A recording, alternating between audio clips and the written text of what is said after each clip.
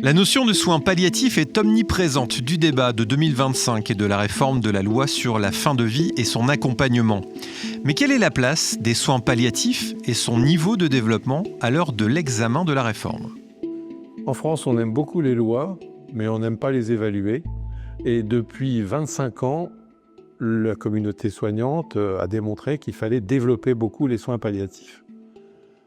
Quand on sait que 60% des décès, normalement, devraient avoir lieu dans les soins palliatifs et que l'on voit le nombre de décès en France aujourd'hui et dans les perspectives de demain, on voit qu'il y a un manque et il y aura un manque crucial de soins palliatifs. Il est indéniable que le développement des soins palliatifs doit être largement poussé et encouragé pour répondre, en tout cas pour tenter de répondre à ces souffrances qui sont globales en fait, qui ne sont pas uniquement de l'ordre de l'identification de symptômes ou de douleurs, même s'il y a des chantiers énormes à ce sujet-là, mais aussi une prise en charge plus globale de la personne dans son parcours de soins. On sait par exemple qu'il y a 20 départements en France qui n'ont pas actuellement de soins palliatifs.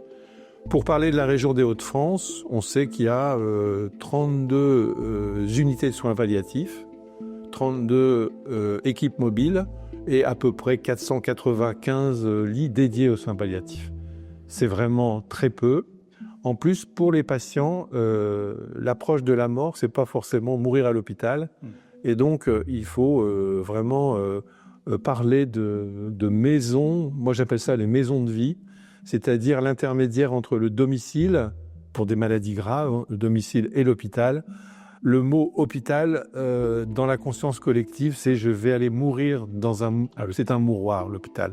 Alors que des milieux, des maisons de vie permettraient d'avoir toutes les aides nécessaires. Le service de soins palliatifs, ça doit être dit, est un service qui va traiter effectivement la souffrance, parfois même existentielle, du patient.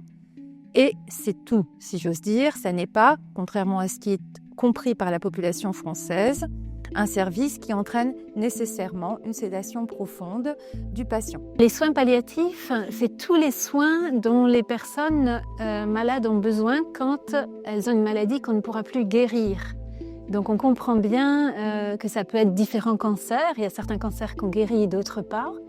Mais ça peut être aussi des maladies du cœur, des maladies des poumons et aussi beaucoup de différentes maladies qu'on appelle neurodégénératives. Les soins palliatifs, on a souvent dans l'idée que c'est les soins qu'on propose dans un service de soins palliatifs. Mais la réalité, c'est que la plupart des personnes qui terminent leur vie, elles ne terminent pas leur vie dans un service de soins palliatifs, mais d'abord à la maison, dans les EHPAD, et dans tous les autres services qui suivent ces maladies-là, ces cancers. Les hospitaliers, par exemple. Voilà.